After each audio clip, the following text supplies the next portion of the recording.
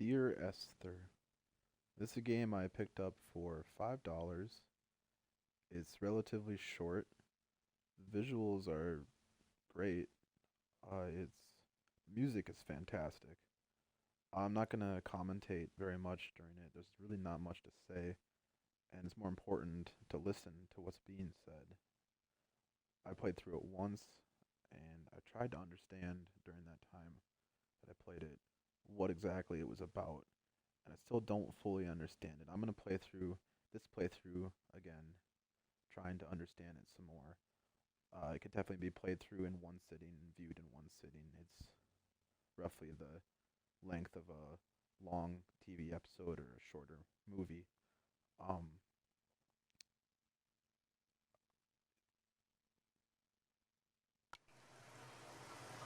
there is a director's commentary version, which I plan on playing to try to get a better understanding of what's going on in it. It's very cryptic, very poetic.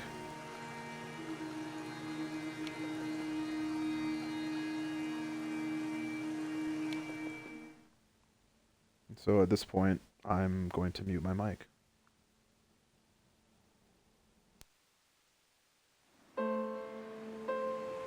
Dear Esther, I've lost track of how long I've been here and how many visits I have made overall. Certainly the landmarks are now so familiar to me that I have to remind myself to actually see the forms and shapes in front of me. I could stumble blind across these rocks, the edges of these precipices, without fear of missing my step and plummeting down to sea. Besides, I've always considered that if one is to fall, it is critical to keep one's eyes firmly open.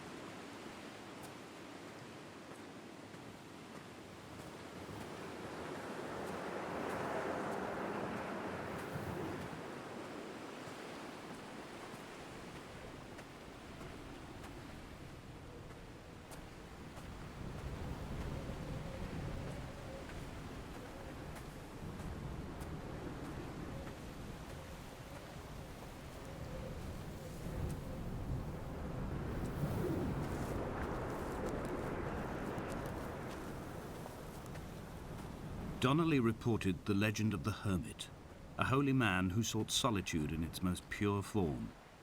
Allegedly, he rode here from the mainland in a boat without a bottom, so all the creatures of the sea could rise at night to converse with him. How disappointed he must have been with their chatter. Perhaps now, when all that haunts the ocean is the rubbish dumped from the tankers, he'd find more peace. They say he threw his arms wide in a valley on the south side, and the cliff opened up to provide him shelter. They say he died of fever 116 years later. The shepherds left gifts for him at the mouth of the cave, but Donnelly records they never claimed to have seen him. I have visited the cave and I have left my gifts, but like them, I appear to be an unworthy subject of his solitude.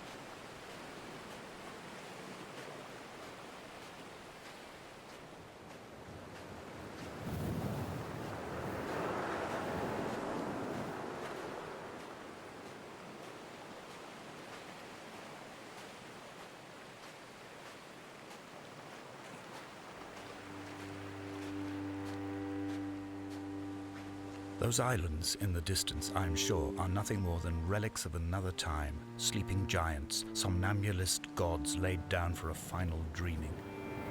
I wash the sand from my lips and grip my wrist ever more tightly. My shaking arms will not support my fading diaries.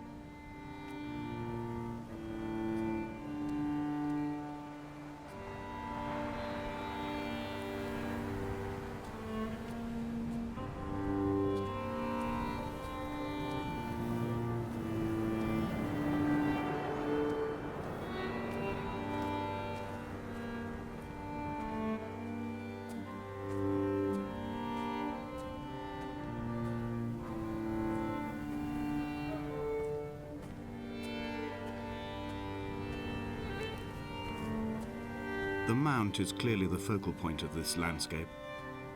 It almost appears so well placed as to be artificial. I find myself easily slipping into the delusional state of ascribing purpose, deliberate motive to everything here. Was this island formed during the moment of impact? When we were torn loose from our moorings and the seatbelts cut motorway lanes into our chests and shoulders, did it first break surface then?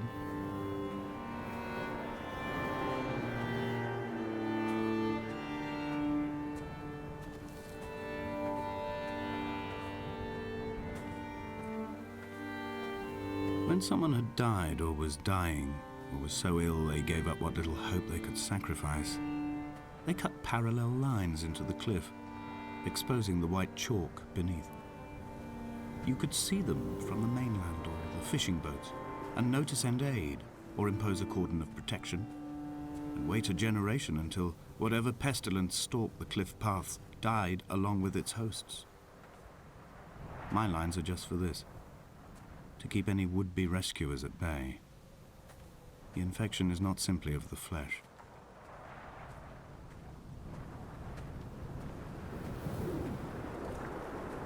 They were God-fearing people, those shepherds. There was no love in the relationship. Donnelly tells me that they had one Bible that was passed around in strict rotation. It was stolen by a visiting monk in 1776, 2 years before the island was abandoned altogether. In the interim, I wonder, did they assign chapter and verse to the stones and grasses, marking the geography with a superimposed significance that they could actually walk the Bible and inhabit its contradictions?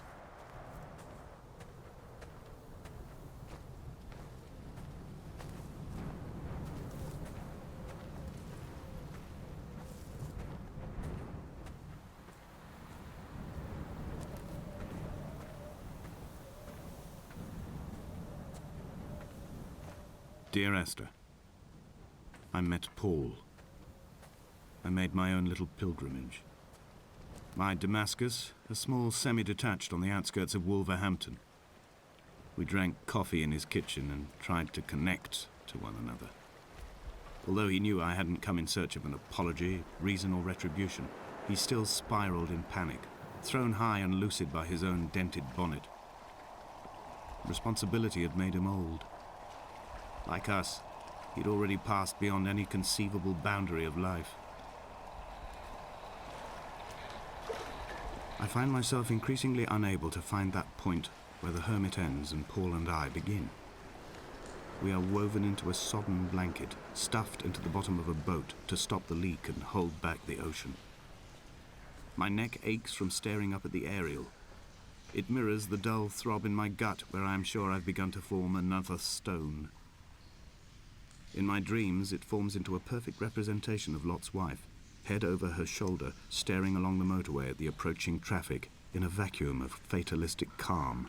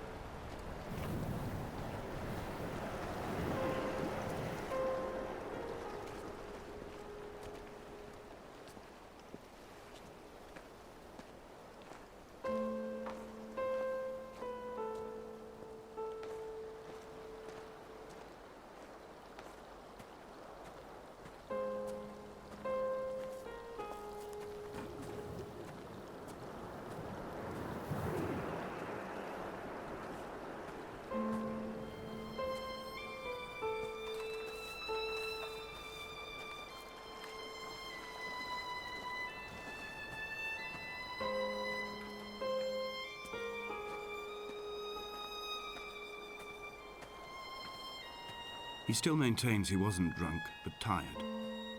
I can't make the judgment or the distinction anymore. I was drunk when I landed here, and tired too. I walked up the cliff path in near darkness and camped in the bay where the trawler lies beached. It was only at dawn that I saw the bothy and decided to make my temporary lodgings there. I was expecting just the aerial and a transmitter stashed in a weatherproof box somewhere on the mount. It had an air of uneasy permanence to it. Like all the other buildings here, erosion seems to have evaded it completely.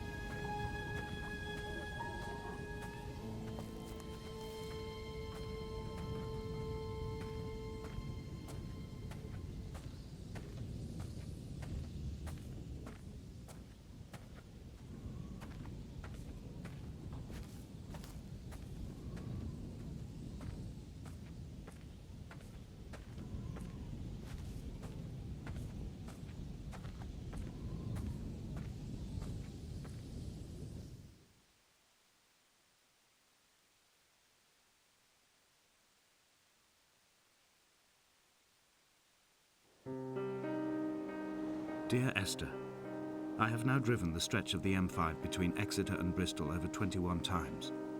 But although I have all the reports and all the witnesses and have cross-referenced them within a millimetre using my Ordnance Survey maps, I simply cannot find the location. You'd think there would be marks to serve as some evidence. It's somewhere between the turn-off for Sanford and the welcome brake services. But although I can always see it in my rear-view mirror, I have as yet been unable to pull ashore.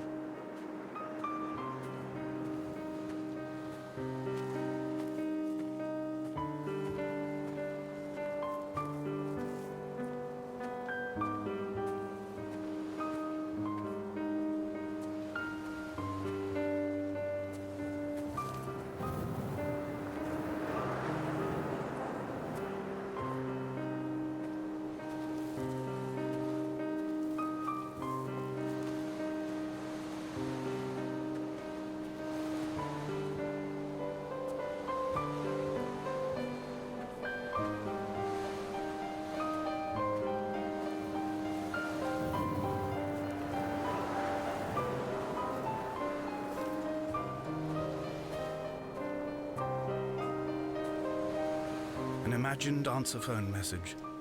The tires are flat, the wheel spins loosely, and the brake fluid has run like ink over this map, staining the landmarks and rendering the coastline mute, compromised.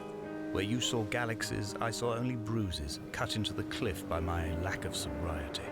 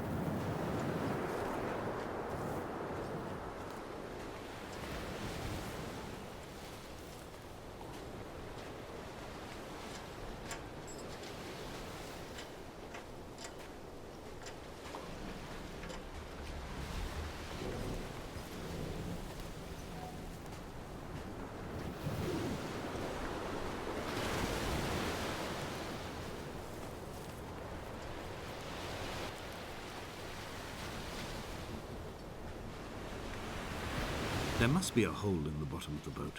How else could new hermits have arrived?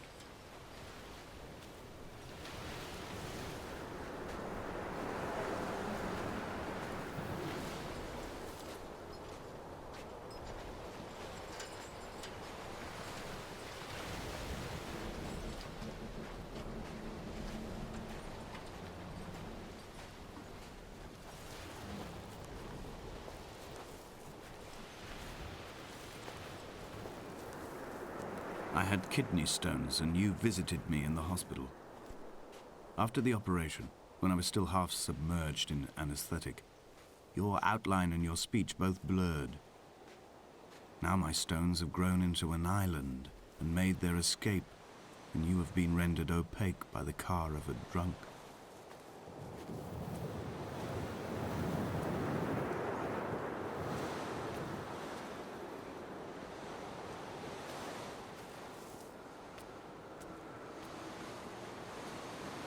What charnel house lies at the foot of this abyss?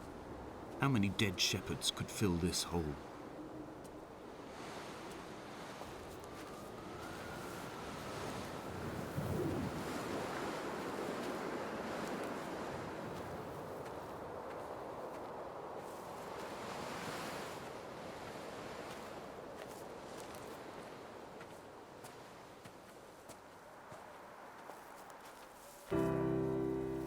I've begun my ascent on the green slope of the western side. I've looked deep into the mountain from the shaft and understood that I must go up and then find the way under. I will stash the last vestiges of my civilization in the stone walls and work deeper from there. I'm drawn by the aerial and the cliff edge. There is some form of rebirth waiting for me there.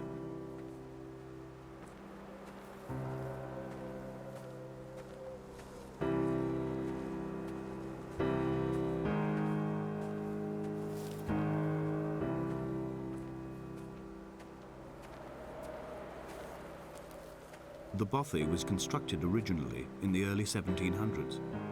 By then, shepherding had formalized into a career. The first habitual shepherd was a man called Jakobsen, from a lineage of migratory Scandinavians. He was not considered a man of breeding by the mainlanders. He came here every summer whilst building the bothy, hoping eventually that becoming a man of property would secure him a wife and a lineage. Donnelly records that it did not work. He caught some disease from his malcontented goats and died 2 years after completing it. There was no one to carve white lines into the cliff for him, either.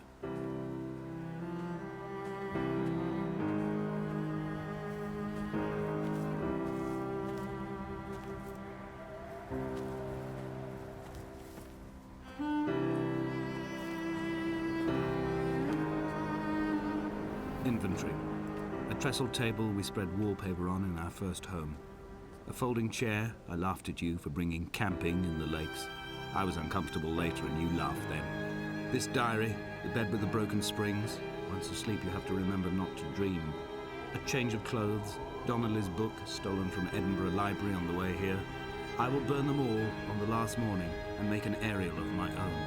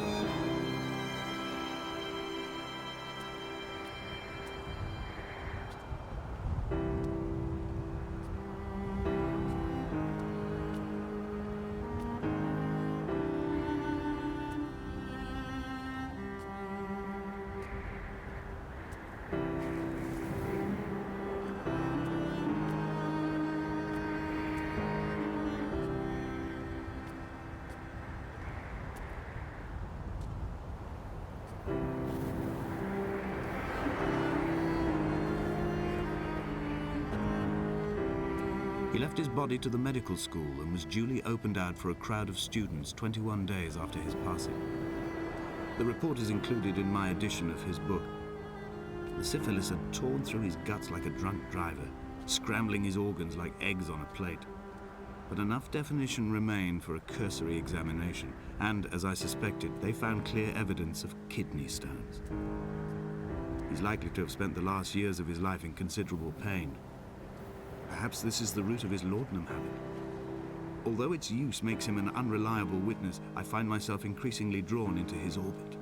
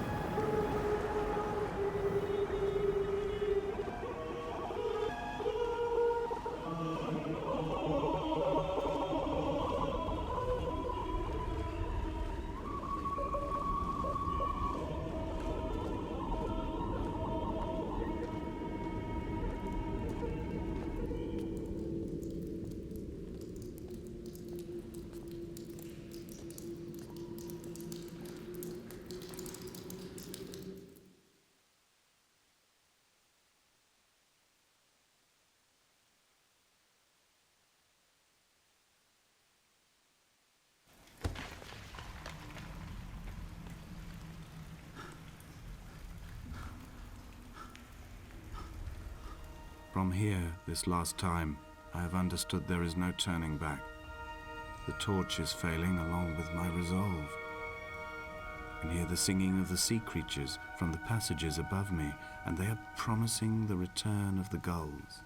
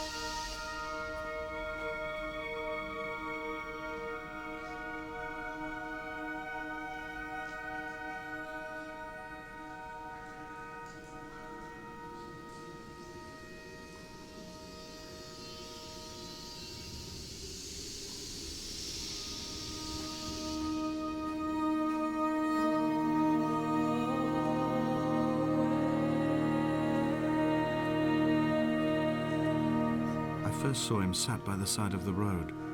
I was waiting for you to be cut out of the wreckage. The car looked like it had been dropped from a great height. The guts of the engine spilled over the tarmac, like water underground.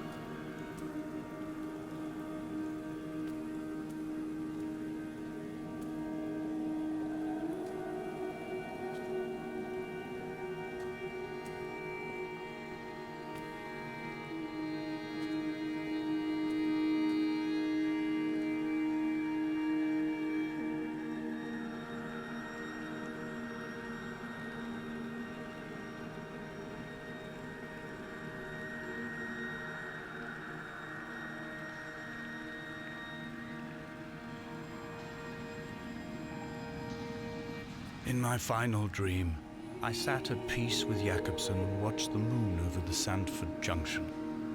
Goats grazed on the hard shoulder, a world gone to weed and redemption. He showed me his fever scars, and I mine, between each shoulder the nascency of flight.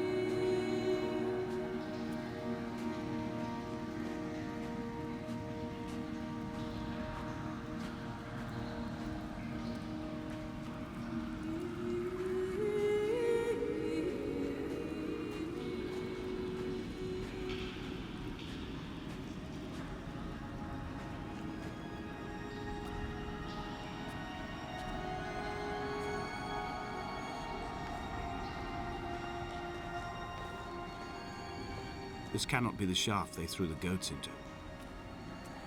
It cannot be the landfill where the parts of your life that would not burn ended up. It cannot be the chimney that delivered you to the skies. It cannot be the place where you rained back down again to fertilize the soil and make small flowers in the rocks.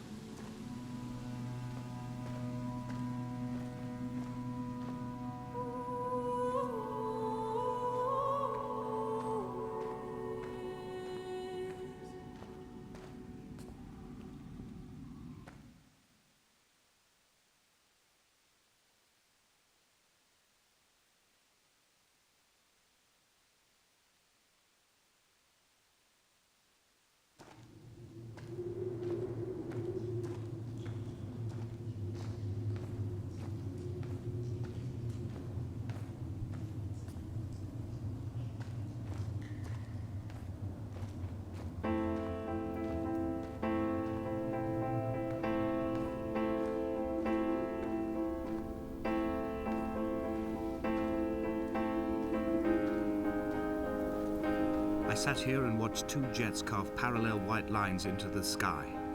They charted their course, and I followed them for 21 minutes until they turned off near Sanford and were lost. If I were a gull, I would abandon my nest and join them. I would starve my brain of oxygen and suffer delusions of transcendence. I would tear the bottom from my boat and sail across the motorways until I reached this island once again.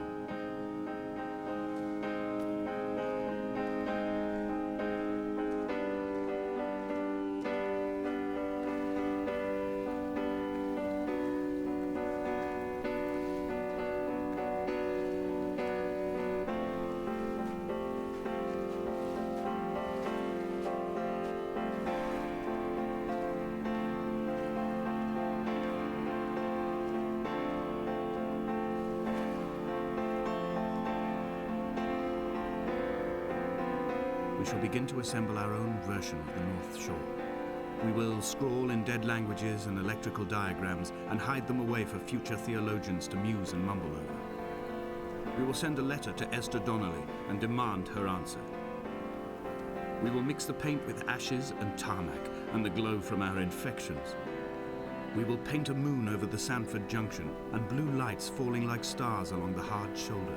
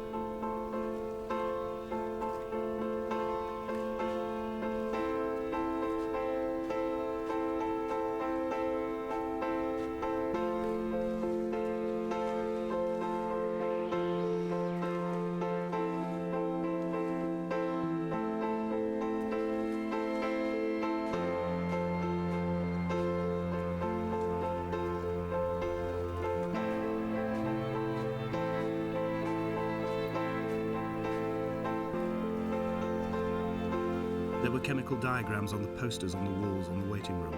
It seemed appropriate at the time. Still life abstractions of the processes which had already begun to break down your nerves and your muscles in the next room. I crammed diazepam as I once crammed for chemistry examinations. I am revising my options for a long and happy life.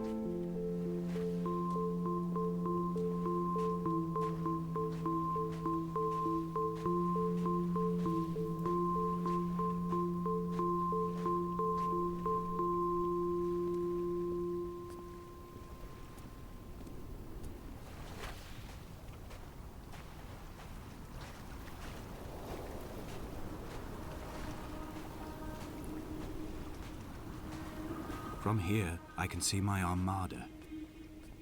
I collected all the letters I'd ever meant to send to you, if I'd have ever made it to the mainland, but had instead collected at the bottom of my rucksack, and I spread them out along the lost beach. Then I took each and every one, and I folded them into boats. I folded you into the creases, and then, as the sun was setting, I set the fleet to sail. Shattered into 21 pieces, I consigned you to the Atlantic, and I sat here until I'd watched all of you sink.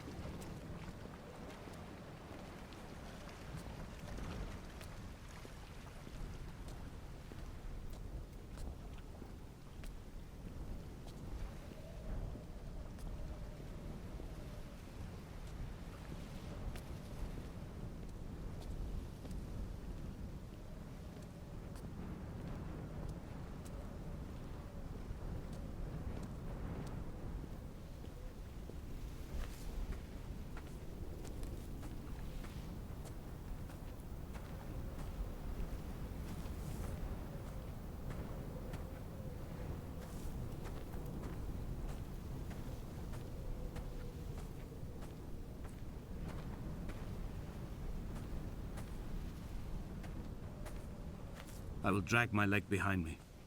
I will drag it like a crumpled hatchback, tires blown and sparking across the dimming lights of my vision. I'm running out of painkillers and am following the flicker of the moon home. When Paul keeled over dead on the road to Damascus, they restarted his heart with the jump leads from a crumpled hatchback. It took 21 attempts to convince it to wake up.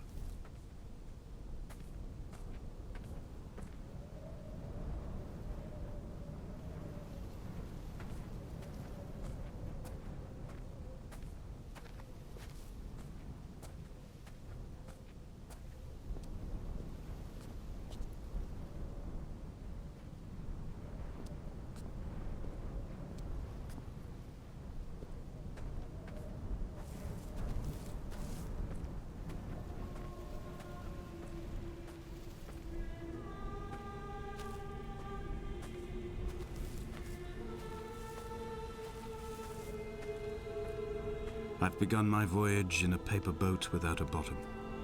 I will fly to the moon in it. I've been folded along a crease in time, a weakness in the sheet of life. Now you've settled on the opposite side of the paper to me. I can see your traces in the ink that soaks through the fiber, the pulped vegetation.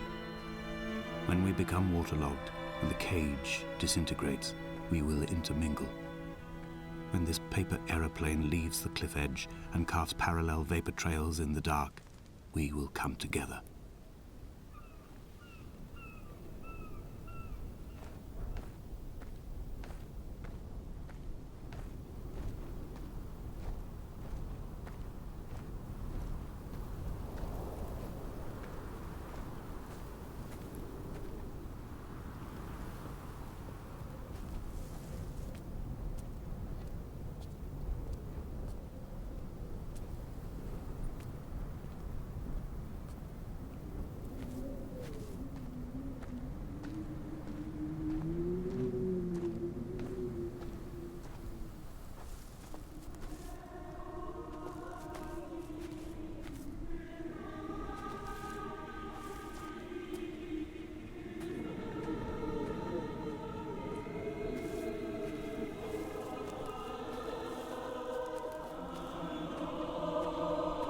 If only Donnelly had experienced this, he would have realized he was his own shoreline, as am I.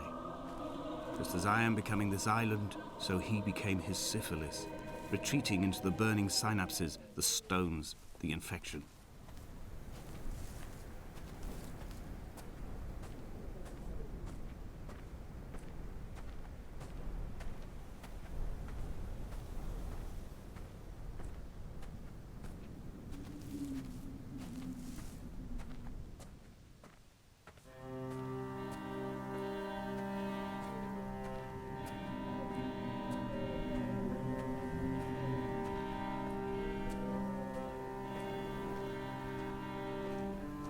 The stones in my stomach will weigh me down and ensure my descent is true and straight.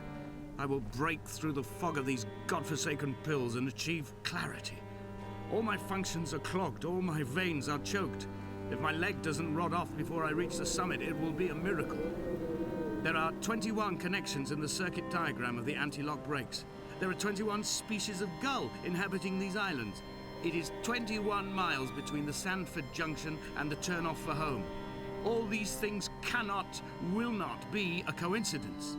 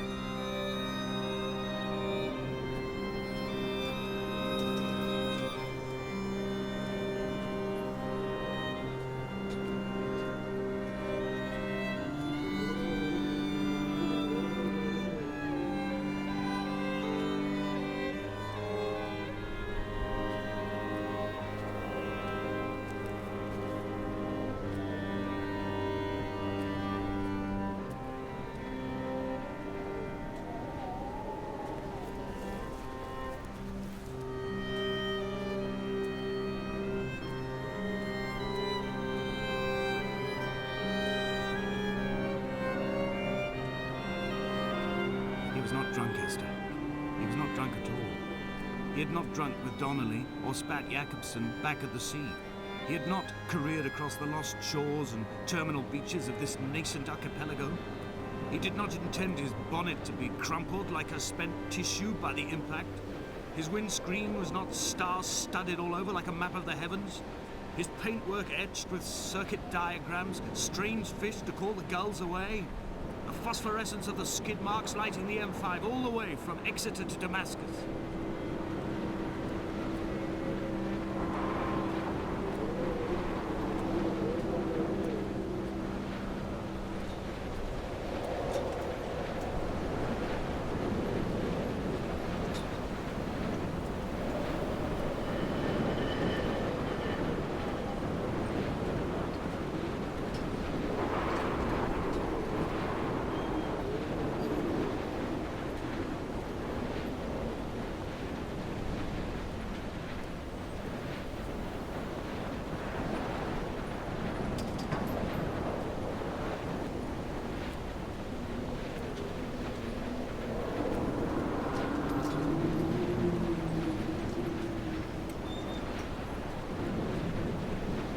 I am the Ariel. In my passing, I will send news to each and every star.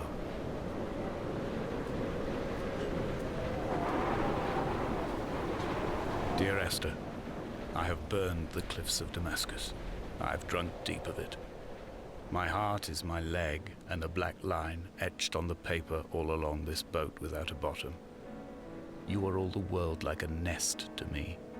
Eggs unbroken form like fossils, come together, send small black flowers to the air. From this infection, hope. From this island, flight. From this grief, love.